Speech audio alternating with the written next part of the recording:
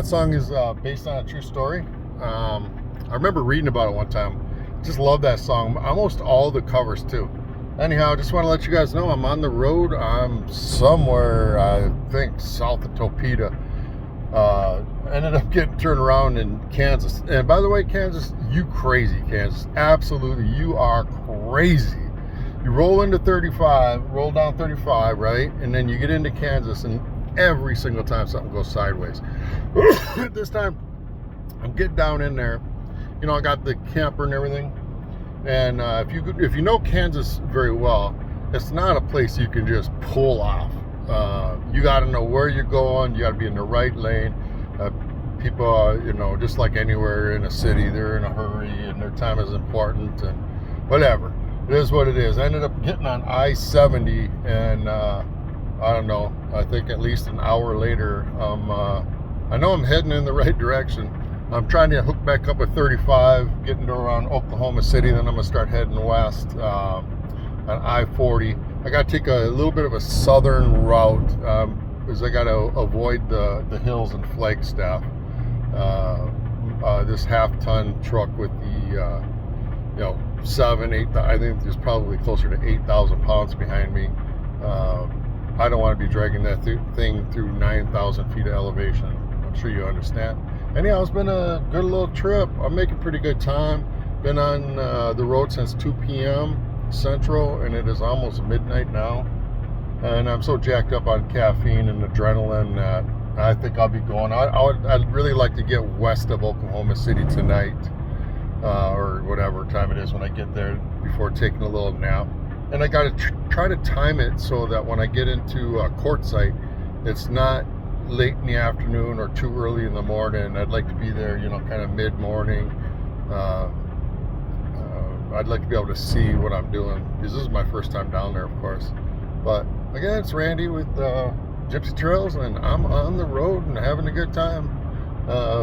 Just chatting with friends and family and stuff like that along the way, and that's it. And trying to catch up with you guys. So here we go. Oh, I have a little funny story real quick before I get going. So I'm just leaving southern Iowa and pulling into the northern part of Missouri, and a semi comes by and he's flashing and he's honking. So I'm like, all right, I knew something's got to be wrong. So I pull over real quick, and sure enough, it was like some of the running lights on the camper were working. The turn signals were working, brake lights were working, but the running lights were not. So I'm like, oh man, I had to have popped a fuse. And in my GMC, I got 3 different fuse boxes. So I kind of knew where the accessories were. They were under the hood. And then I kind of just eyeballed it. I'm like, all right, here's a little grouping.